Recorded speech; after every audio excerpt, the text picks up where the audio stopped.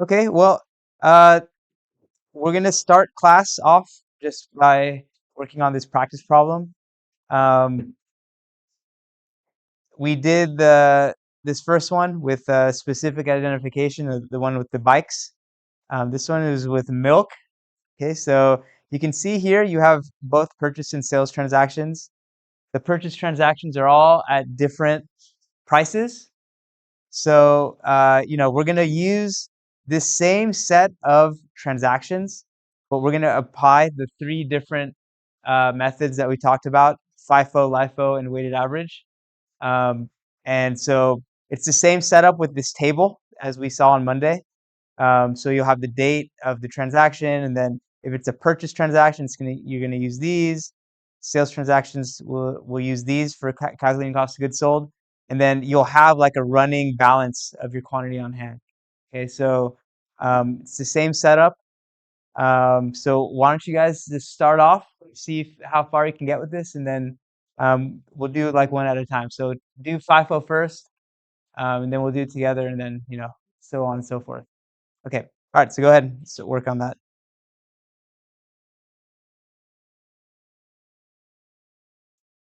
Okay. So this first transaction, um, it's worth $16. So I'm just going to do the journal entry.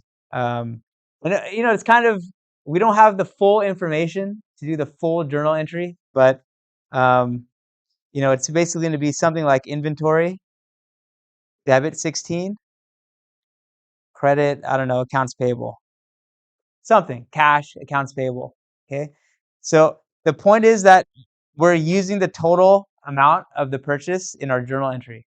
Okay, so this would be November 2nd. Okay, so November 6th, we're buying 2 more gallons. So this time they're $2.10. So one way you can do the formatting is just select all these cells, do it dollar, and now they'll all be kind of formatted the same. Okay, so now we have two different inventory layers, right? We have 8 of the $2 units, and now we've added 2 more units at $2.10. And so the value of this inventory is $4.20. So after this second transaction, we have 10 units total worth $20.20. Okay. And of course, the journal entry for November 6th would be, exactly the same as this, you can say, except the numbers are different. It's $4.20, right? It's $4.20. So again, if we had our P account for inventory, we're going to have two debits, one for $16 and one for $4.20. And so this is going to reconcile with this $2.20. We have the same value in our accounting system, in our T account. Okay? Okay, so now we have a sales transaction on November 8th. Okay, so the question is, which 3 units are we selling? Are we going to take 2 from here and then 1 from here? Are we going to start from here and just take all 3? Well, it depends on our inventory costing method. We're using FIFO in this case. So we're going to start from the oldest, which are these 8 units, and we're going to start taking units from there. Okay, so in this case, we're selling 3. So we have enough in this $2 layer to do to cost the entire transaction. So 3, we're again taking them from the $2 units. And so my cost of goods sold is $6. Okay. What if we had sold 9, and if the quantity was 9 sold instead? Well, just hypothetically, we would have done 8 from here, and then we would have to do 1 from the next layer forward. Okay, so but in this case, again, since we're only selling 3 units, we can take all of them from that $2 layer. So if we had 8 to start with here in this $2 layer, we're selling 3. How many do we have left? 8 minus 3 is 5. Okay, so we have 5 left. We still have all of our $2.10 units because we haven't sold those yet, or we haven't costed those, I should say. Okay. And you can see here, if we take this ending inventory balance plus whatever this inventory just sold, it reconciles to this total, right? Because we're basically, when we do cost of goods sold, we're taking our existing inventory and we're expensing some of it, okay? And so the total should be the same. Okay, so the journal entry related to this, we don't know how much we sold the milk for. We don't know what the sales revenue was, but at least we would know that the cost of goods sold was $6, and we would credit inventory $6. So we have a $6 credit here from the sales transaction. So now, just to be clear, our balance is $14.20, which is exactly the same as we have here. So again, I'm trying. Is everyone very clear on how this table should be connected to your inventory balance? It's going to be connected to cost of goods sold. Your whatever is in that T account is going to be kind of calculated here. This is kind of like a detailed, like the details of what is going to go into your journal entries, and so they should align with each other. Okay. And especially like your inventory balance. That's like the one, it's kind of a running balance. So it should, be always the same as what your T account is going to show. Okay. Um, so now we have another purchase transaction. So November 13th, we're buying 2 more gallons at $2.20. Okay. So now we have 5 units at $2, 2 units at $2.10, and 2 more at this new price, $2.20. So my total inventory value, $18.60. And then we have one more sales transaction. Sold 4 gallons to our customers. So this is on November 14th. We're selling 4. And again, we're going to start at the back. FIFO is starting here. So we do have enough in this oldest costed layer to kind of fully account for this sales transaction. So we're going to again have $2. So we have cost of goods sold 8. We had 5. We just sold 4 of them. We only have 1 left in that $2 initial layer. And then we still have the rest of these. So our total value of inventory is this. The total amount of cost of goods sold is $14. And so that's kind of it, okay, for FIFO. So now I'll give you a hint, okay? For LIFO, this is going to be exactly the same, okay? Your purchase transactions, your costing method is not going to affect these numbers in any way. What is going to change is really this, and because of these two changing, this is going to change, okay? So for LIFO, I'm just going to copy and paste. Whatever is your purchase information, that's going to be the same. I'll give, so you can just use these exact numbers, but this and this are going to change, and then that's going to change, kind of the running balance of inventory. Okay, so go ahead, see if you can figure out how to do the same kind of concept. It's the same transactions, but now we're using a different costing method, LIFO. Okay, so go ahead and do that. So look, it's very, very similar. Okay, and I saw a lot of you are getting this, so good. We're gonna sell the same transaction is happening. 3 gallons are being sold on November 8th. So we need to have 3 units total here. But instead of starting from here and going forward, we're going to start in LIFO, we're going to start in the most recent layer first. So we're going to start at these 2 units. And since we're selling 3 total, we're going to kind of clear out these 2. So we're going to have 2 units at 210. The max we can sell is only 2, right? We only have 2 of those $2.10 units. So we're going to kind of clear that layer out and then move to the next newest, which is this first, there's only 2 layers. So we clear this one out as much as we can, and we move to this one. So we only need one more from this $2 layer because we're only selling 3 units. So the total cost of goods sold that we're going to have in our journal entry is $6.20. So, we would have, whatever, cash, sales revenue. We can't do this because we don't know what we sold it for. But then we'd have cost of goods sold, $6.20, and inventory, credit, $6.20. Okay, so again, the whole point of this table is really to calculate this using our whatever method that we're using. In this case, we're using LIFO.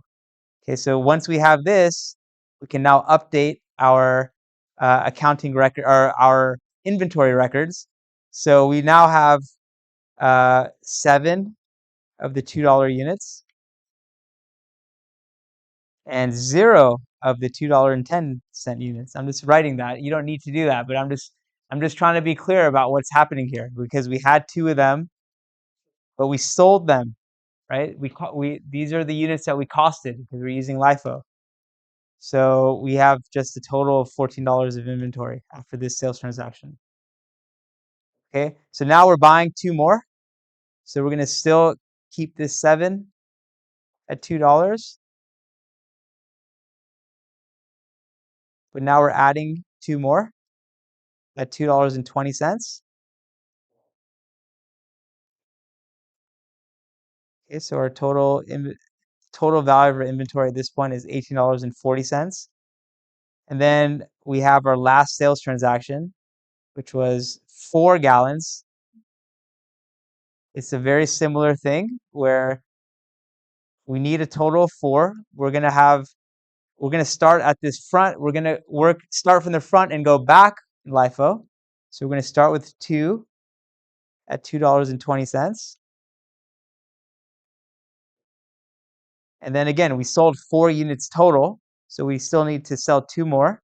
And the next layer back is the $2 layer. So our total cost of goods sold is $8.40.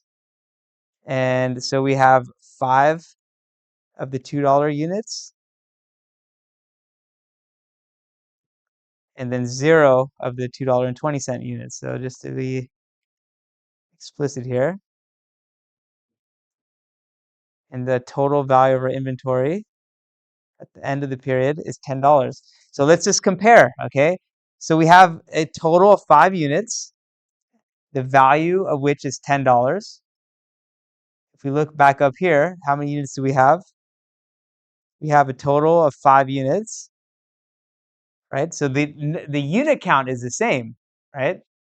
Because we bought and sold the same number of units in both cases, but we've just used a different costing method. So we're good with this 5 units. This reconciles. But the value of our inventory is different because we used a different costing method. So our total, just to be clear, if we added this up between our ending inventory plus the total cost of goods sold, $24.60. If we did the same thing here, it's the same amount, but look, it's split up differently. In FIFO, it's $14 total for cost of goods sold. Here we have more cost of goods sold because we were expensing the newer units, which were higher dollars per unit, right? $2.10, $2.20. So we ended up having a higher total cost of goods sold, but that leaves less in inventory, $10 versus $10.60. But the total between the two is the exact same. We're just allocating it differently between cost of goods sold and inventory, between the methods. Everyone understand? Everyone good with this? So how many units do you think we'll have with weighted average life by the end? How many units total will we have? 5, right? It's going to be the same number of units. It's just going to be valued differently because we're going to now use a third inventory costing method. So this $24.60 is going to be split up differently in this third method because each method kind of splits up this total between cost of goods sold and the inventory differently. Okay, so the check you can do to make sure you did it right is to see if your ending inventory balance plus your total cost of goods sold is $24.60. It should be with weighted average. Okay, okay, so now again, it's going to be the same transactions. It's this part of it is going to be exactly the same. I'm just going to copy and paste this because again, the inventory costing method does not change anything about these purchase transactions. It's only going to be how cost of goods sold is calculated and therefore how the inventory balance is calculated. That's the only thing that the inventory costing method changes. Okay, so go ahead, take a couple minutes. Remember, weighted average is going to be the total value of the inventory divided by the total number of units. That will give you the weighted average cost. And for every sales transaction, you'll use that weighted average cost, but you'll recalculate the weighted average when you have a purchase transaction because now you have different number of units and a different total value of inventory. Okay, so try to see if you can figure this out, and we'll do it in a couple minutes together. Okay, so my claim is that you have to recalculate weighted average after every purchase transaction. Okay, so let's apply that rule. So the first one, I have only one layer. There's nothing to really average because this is the first transaction. So my weighted average cost is just the cost of these 8 because there's nothing to average it against. Okay, so it's quite easy. Like if I had a sales transaction that happened the next day, then I would just use $2 per unit. Okay, but now I have another purchase transaction on the 6th, and so this $2 is no longer valid. I have to recalculate a weighted average cost. Okay, so the way I would recommend doing it is figure out, first of all, how many total units do I have? So I started with 8. I'm buying 2 more. And then I figure out what your total value of inventory is. I started with 16 and I bought $4.20 more. Okay, so this is, you're kind of backing in to the unit cost with weighted average. Okay, so I start off with these 2 pieces of information, and that I can use is the total cost divided by the total number of units. This is now my weighted average cost. Okay, so now if I never did another purchase transaction, I would use this as a cost, as like, like whenever if I sold 5 units, or let's just do the next transaction. So I sold, what is it, 3 units? 2 units. Yeah, no, 3 units. Okay, so I'm selling 3 units. All I do is use this weighted average cost for my cost of goods sold. And then I started with 10 units. I sold 3, so I have 7 left. I just use this. Same thing. Okay.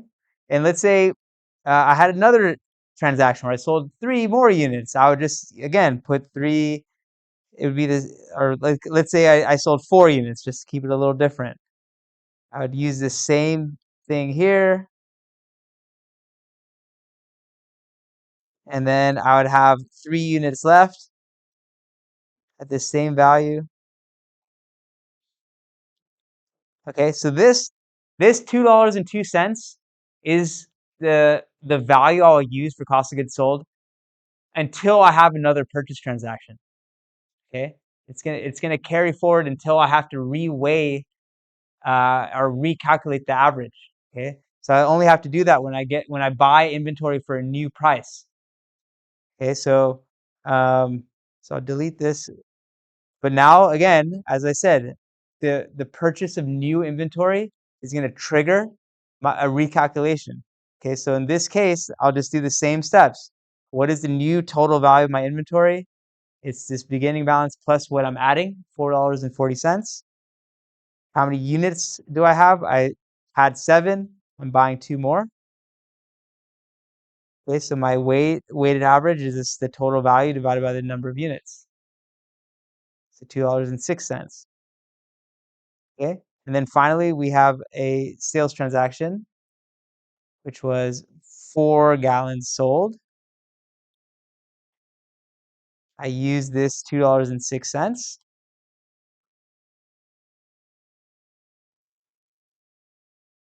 Okay, and then I have 9 units. I sold 4. I have 5 units left, and I have they're valued at $2.06 per unit. Okay, so again, this should equal $26.40, I think. So if we add these two up, the ending inventory plus the total cost of goods sold, again, $24.60, $24.60, $24.60. They all have different cost of goods sold. $14, $14.60, $14.30. Okay? And they all have different ending inventories. $10.30, $10, $10.60. But the total of cost of goods sold and inventory, the ending inventory balance, that total is the same. Again, it's just split up differently depending on what method you use.